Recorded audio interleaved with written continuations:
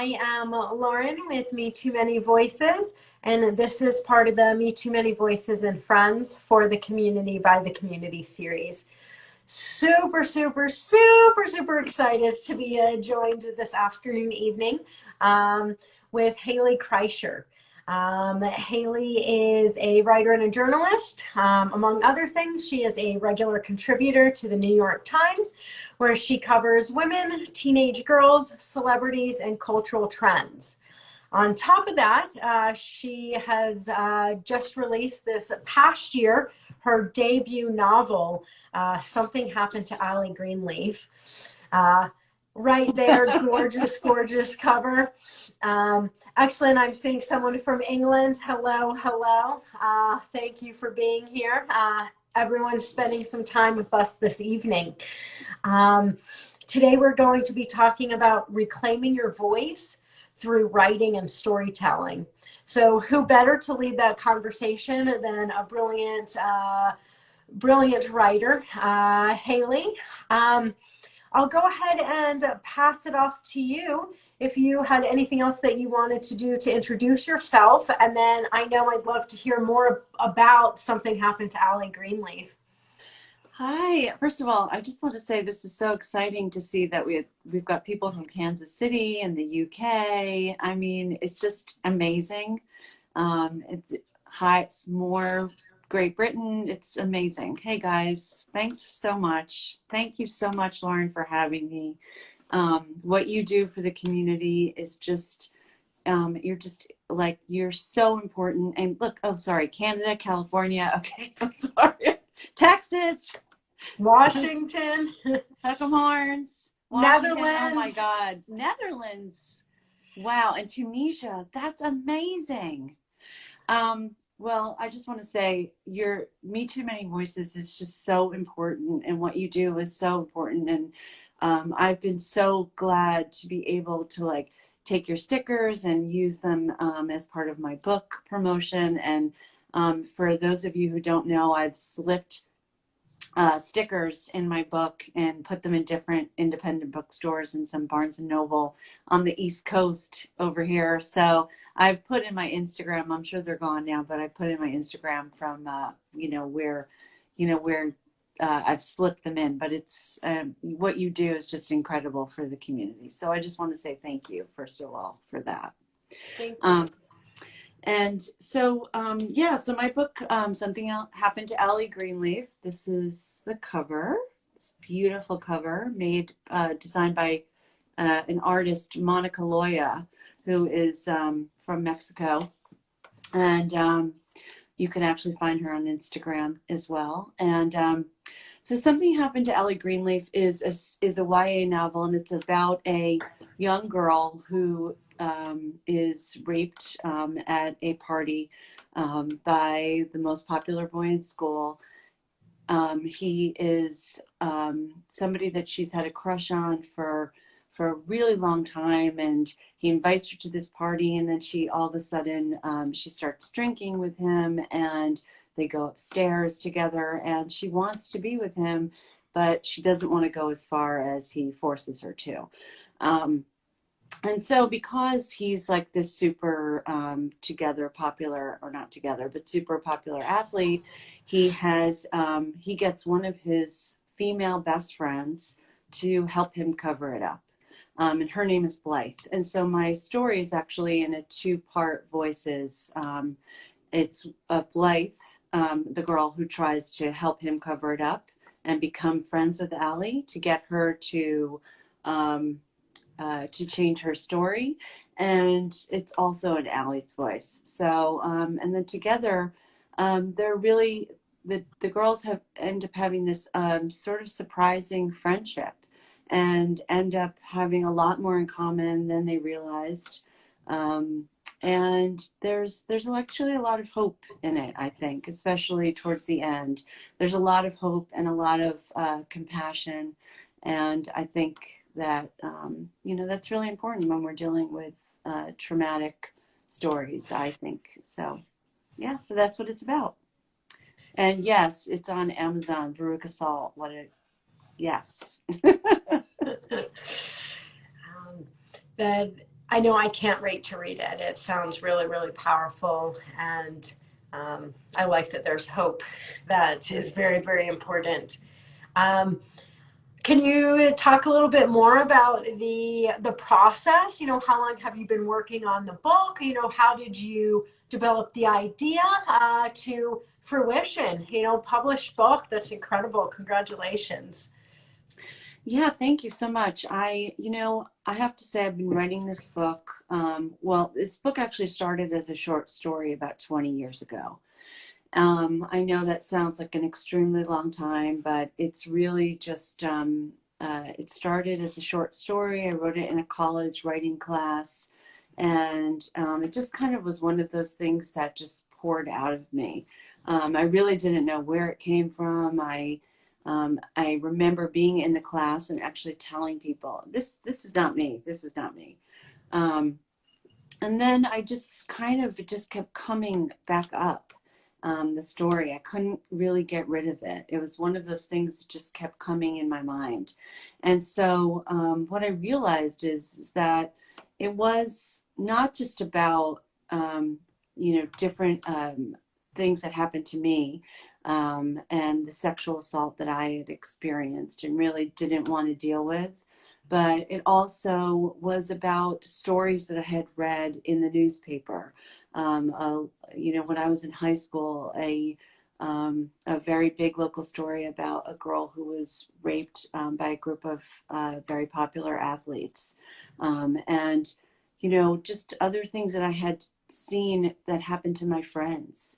And all of, I think the whole collective, a female experience, especially as teenagers and as women, and what we sort of deal with, I couldn't get all of that, everybody's stories, not just my own, out of my head.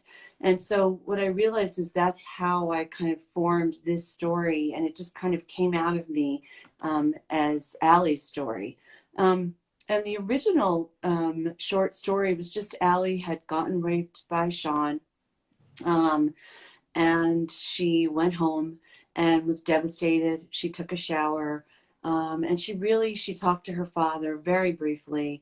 Her dad is a big part of this story, but she talked to her father very briefly, and then the story was over. And I think it took me so many years to really understand what I wanted to do with the story and how I wanted Ali to process what happened to her. And I couldn't figure it out because I hadn't processed yet what happened to me.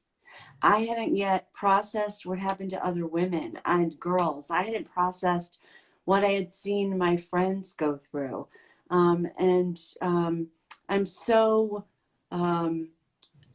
it's such an important thing to allow yourself to sort of have a process that, you go through on your own time, because it doesn't always happen overnight. And where you can just say, oh yes, I can write this story, and oh, this all makes sense to me. That's it. I personally, that's not my experience. So then I started just writing more what I wanted.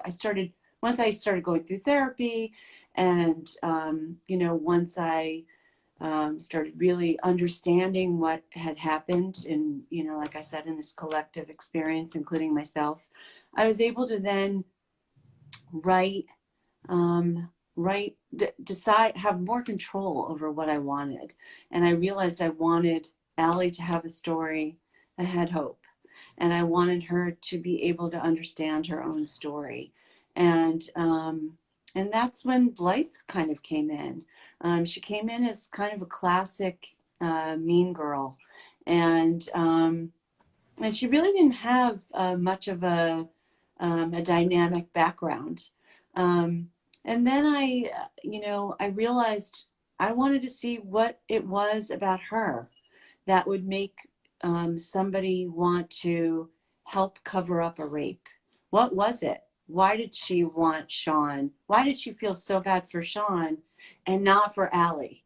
What was it about her own story and her background, besides the socialized misogyny that women deal with, besides all of the cultural sexism that she had dealt with for her entire life. And that was, the victim blaming and the victim shaming, besides all of that, that she had already experienced subliminally, right?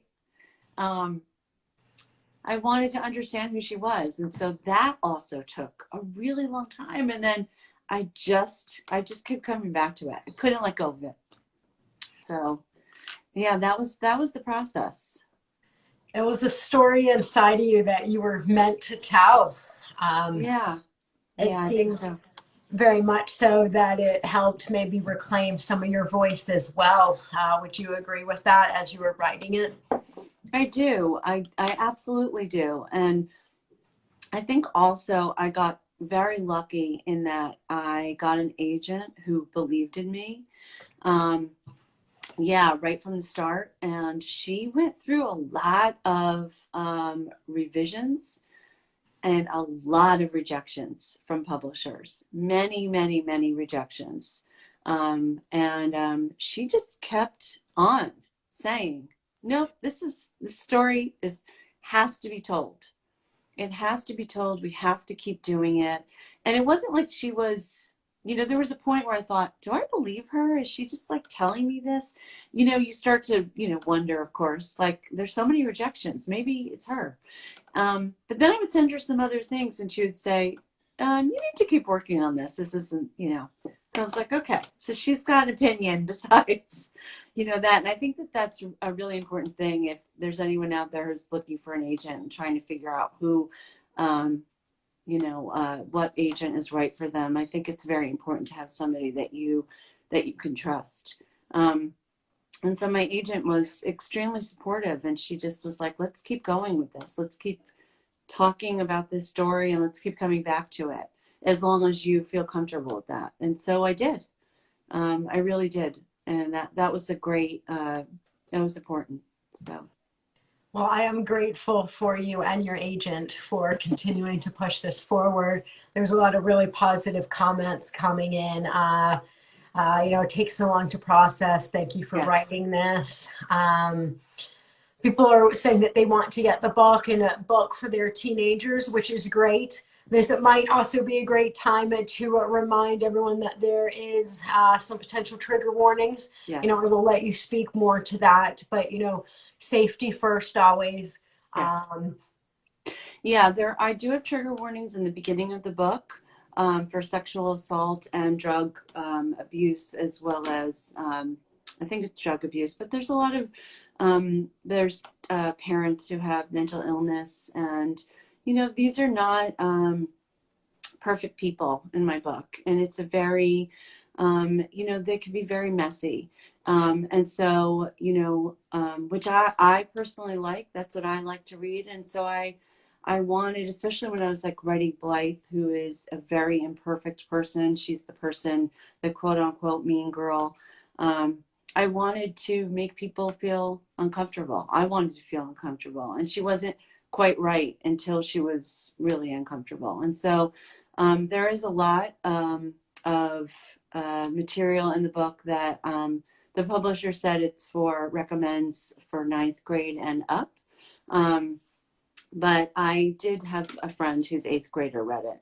But I've had a lot of adults read it.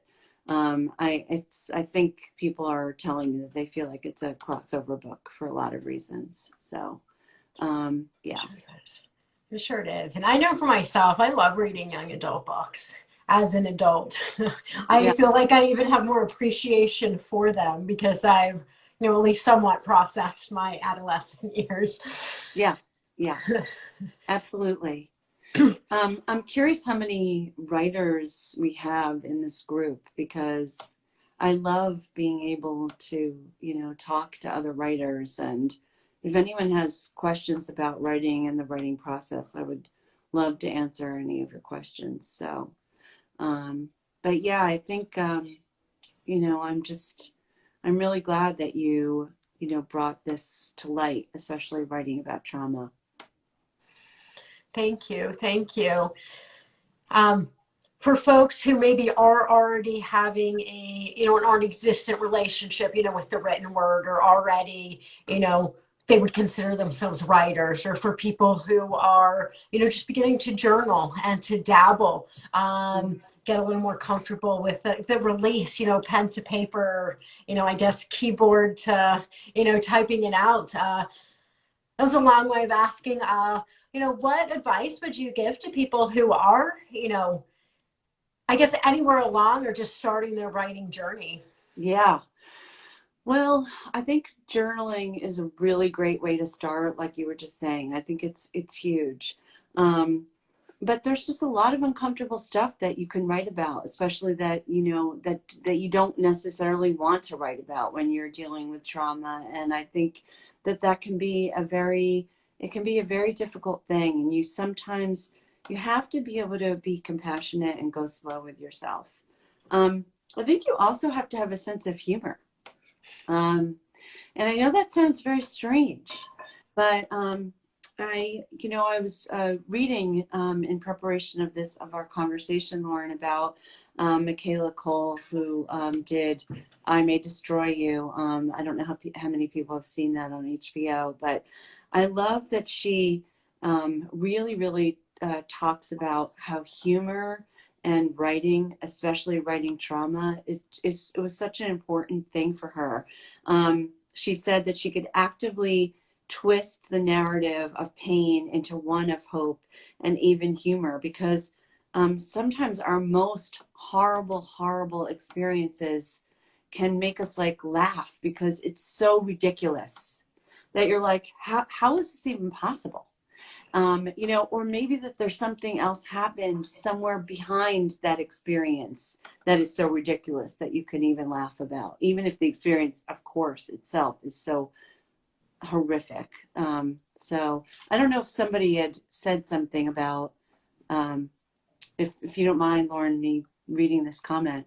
I love to write, but I struggle not to get lost in my own experience. Besides time and experience, any tips to write in your voice while maintaining a worldview? Wow, that is such a good question. I think the only way to maintain your voice is to really hear yourself and listen to yourself.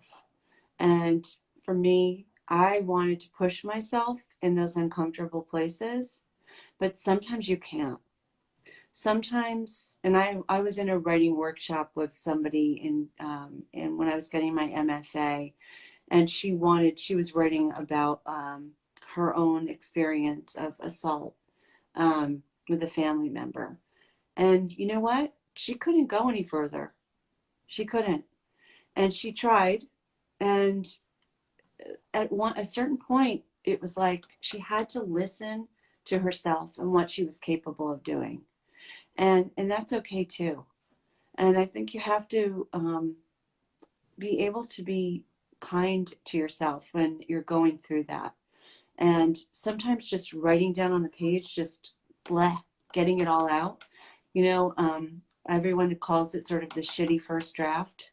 You know, it's real for a reason, because sometimes you often just need to get it out there, even if you are like, this is horrible, this is terrible. Sometimes you have to be able to just allow that to happen. Or again, like I said, pull yourself back and say, okay, this might not be quite the right time.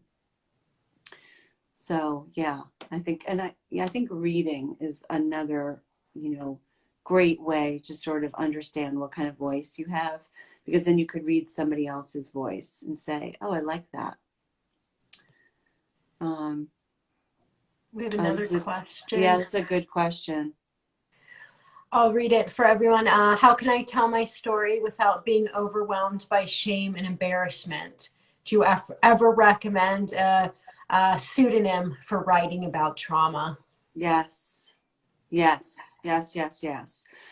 You do not have to write in your own name at all. There's absolutely no reason you have to write in your own name, and I highly recommend it. I've been doing this for a long time, and for whatever reason, I have been able, for many different reasons, I've been able to write with my own name. But years ago, when I started writing about myself and my experience, I often thought, do I want to use, you know? And, and sometimes the answer is yes. So if that's what helps you, absolutely. I'm curious what you think, Lauren. Do you agree with that? Absolutely. I think that part of it is, you know, it's writing for you. You know, you may have other goals and may want to have a certain Mm, audience and reach people, but ultimately, you know, the things you write, especially about if you're writing about your trauma, you know, write about it in a way that is most comfortable for you. yes. Um, you know, if it's something that doesn't feel safe or comfortable, you know, that's probably not going to be a good fit. You know, there's no right or wrong.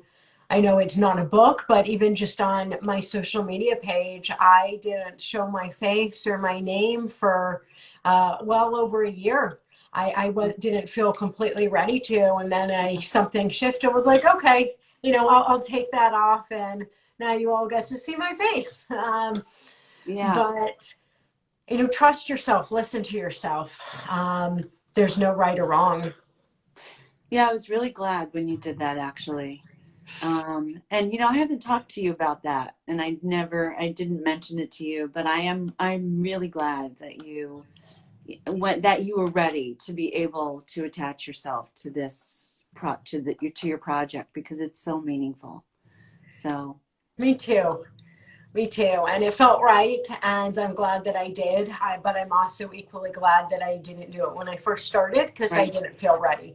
Yeah. Yeah. Um, these Yeah, are that's great questions, everyone. so good. So good. And it's so important to really, allow yourself to have other outlets as well as not just, so let's say if you're writing something that's really hard or reading something that's really hard and can be triggering, it's really important to allow yourself to say, okay, let me read something else. Let me read something that's a completely different genre, or watch a movie. Sometimes I'm like writing and I'm in these because I happen to write about these intense, characters. And right now I'm writing another YA book about female friendships. And I write, they're so intense. And so I sometimes I'm like, whoa, okay. So even if it's not about sexual assault, it kind of, it's heavy in my heart. And sometimes I need to just like go watch a Netflix show, like Ted Lasso, I mean, or something that's Bridgerton, or, I've loved recently Fran Lebowitz, Pretend It's a City on Netflix, because we all need to laugh as well and see and look at a different medium for ourselves, you know? And it's good to hear that you're doing that, practicing that self care, because I can imagine becoming overwhelmed by and consumed by trying to get those words out or trying to get the right words out or what getting those words out stirs up. Any other tips or thoughts on a self care routine while writing? Yeah, I think, obviously, like all of the things that people tell you to do, like take a bath, or which really works, or, you know, um, or even like yoga or something. But um, someone's saying, are there any techniques you recommend to get into the right headspace to write about trauma? And, that's such a good thing because I was just about to say that again, going back to Michaela Cole. She said she really wanted to be by herself when she was writing about her traumatic experience, and she wanted to make herself feel uncomfortable. Now, is that something everybody needs to do? Definitely not. Is it something if you're ready to do and like get in there, and like go there, as long as you have support from friends, possibly therapist, possibly, people who you can immediately dial if you're like going into, you know, having like a panic attack or PTSD, as long as you have those resources at hand, yeah, I think it can be really good to sort of be alone and really dig down into that, you know, deep stuff. If you're ready, you know. So yeah, I think there's a couple of ways around this. I think I don't think that there's one particular way. So sometimes I like to just walk around the house in circles, opening up my refrigerator over and over again. Is something new inside there since the last minute? I do that regardless of whether I'm trying to write or not. So I have a friend who has a pair of comfy pants that are kind of like their writing pants that they, you know, it feels soft for them. They like, you know, to be able to like run their hand over the pants. That's helped them. And, you know, they live with their partner, and there's a certain like comfy chair that when they're sitting there, it means that they're in their alone time, like writing space. You know, in their comfy pants. I really liked that, you know, kind of establishing that literal safe space for yourself. Yes. I also started with this new book, my new book that's going to be coming out next October. I started really like listening to music very intensely. And I started listening to Lana Del Rey, like in very just over and over again, because there's something so moody about her music. And I think mood is so crucial, just going back to that person's question about, you know, what gets you in that headspace. Because even if it's not my character, and even if it's not, you know, the thing that I'm particularly working on in that moment, having sort of this headspace, this mood that I want my character to feel in, was, you know, a very good trick. It really was. I love that, you know, get it to elicit something, you know. Yeah. Oh, this is interesting what somebody says. What helped me was to write about fantasy. I didn't want to go back and write about what happened. I needed something new and exciting. Oh, and it worked for me. Oh, I like that. Yeah, I like that. I know a lot of people write about fantasy. I feel like fantasy writers actually can get away with so much more when it comes to sexual assault and like really cruel characters, and characters like are super unforgiving, especially female characters. They can get away, like when you think about you know, characters in fantasy.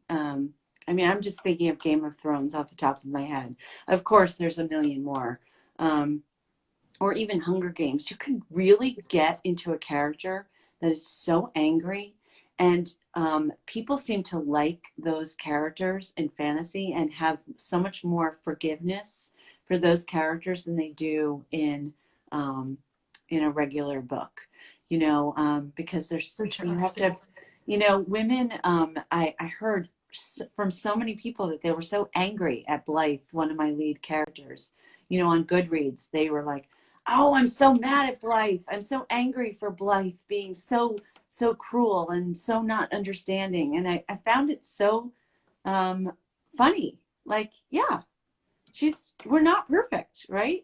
We're not all supposed to have the right answers. We're not all supposed to make the best choices. And Blythe makes a lot of bad choices.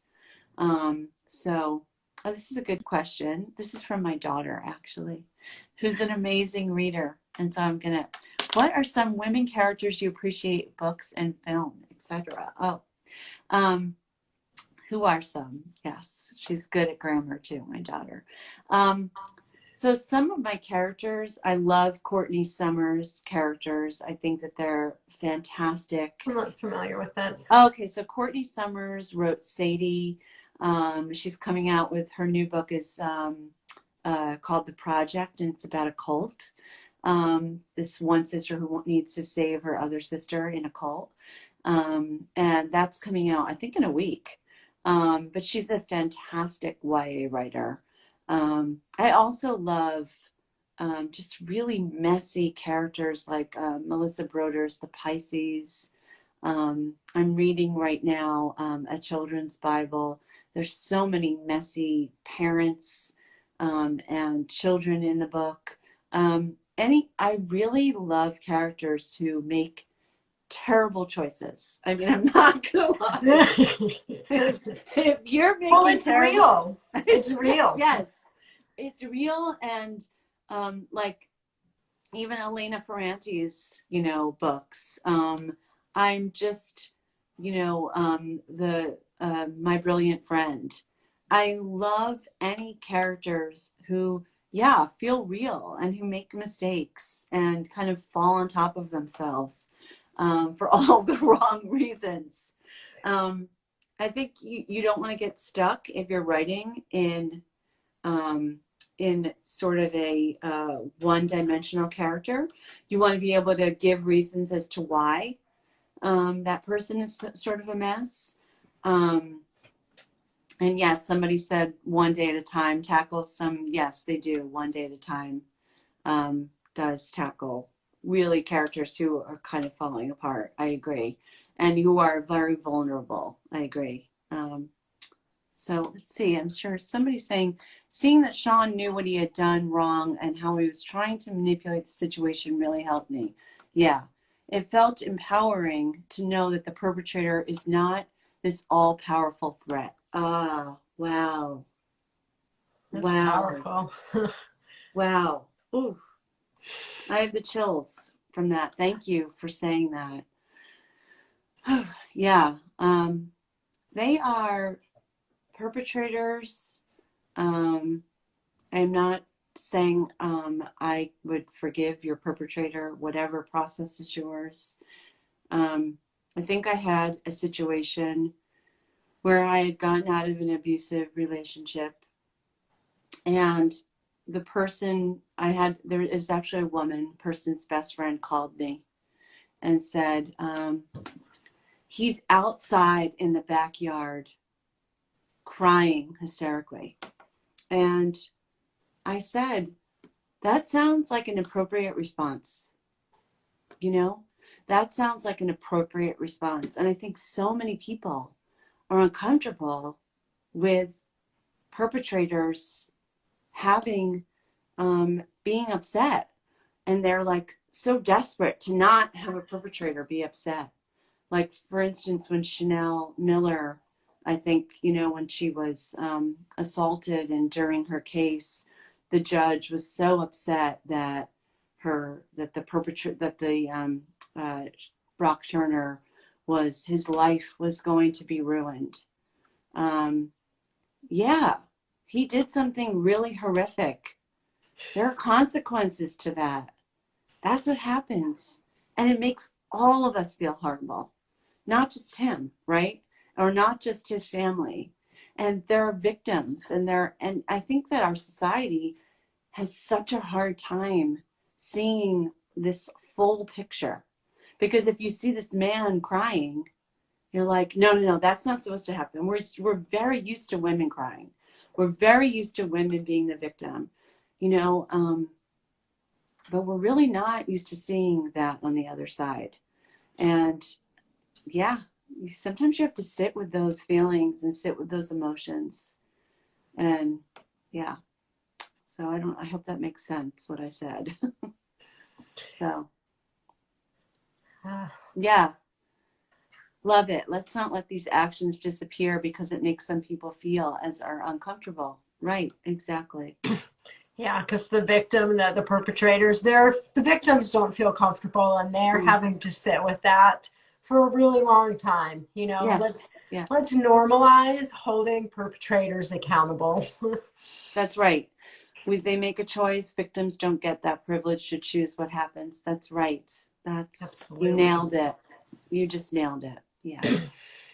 Wow, this is such a great discussion. Yeah. Yeah, some men cry. Yes.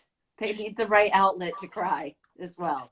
Yes, and normalize all men crying, regardless, whether they're perpetrators. Crying is just a valid, it's valid. It can mean, tears can mean so many different things. It can be joy, it can be sadness, it can be fear, it can be a release, it can be all of those at the same time. And no particular gender has a monopoly on crying. Normalize it. We need to lose this whole man up idea. Oh my God, yeah. Yeah. It's in my book actually, and I'll just hold it up just one more time. Yes. But in my book, there are a number of teenage boys who are really good guys and understand boundaries and understand sexual assault and understand consent. In fact, Ali, one of her closest friends, is a guy who helps her, kind of gives her a little perspective on her experience because his sister had been raped in college. And so, this is not about like a male bashing thing whatsoever. And I know everybody who's comes to your page and who's in here knows that I'm not saying that at all, because I know everyone is really smart enough, but I just am, I'm just making that very clear that, there are a lot of, there's just a lot of, there's a lot of guys that have a really good perspective. And I think I have a teenage son, and I like to just try to make sure I'm always, putting in that consent language whenever I can. Yeah. For everybody. It's really important for everybody. So it is absolutely important. I've said it before, I'll say it again, sexual violence is not a survivor issue. It's a human issue that everyone needs to educate and help prevent and support. Does anybody have any other questions for Hayley about writing, about her books, anything else as we get close to signing off here today? Thank you all for being here. I've really, really enjoyed chatting with you, Hayley. Oh my God. Thank you so much for having me. I absolutely love you, and I appreciate you so much, what you do for the community. I appreciate all of your, all of your stickers and I was like, just to hold up some, I just have so many of your stickers. This one says, I believe me. I don't think you could see it, but it's the other way. But I have so much of your stuff, just around my house. I just hand out to people when I see them. Here you go. Your messaging is just so important. So thank you so much. Thank you. And thank you for, making me feel seen, and, so many others. I have no doubt that, I feel certain that your book, so many people read that and will read it and feel like you've captured part of themselves in it.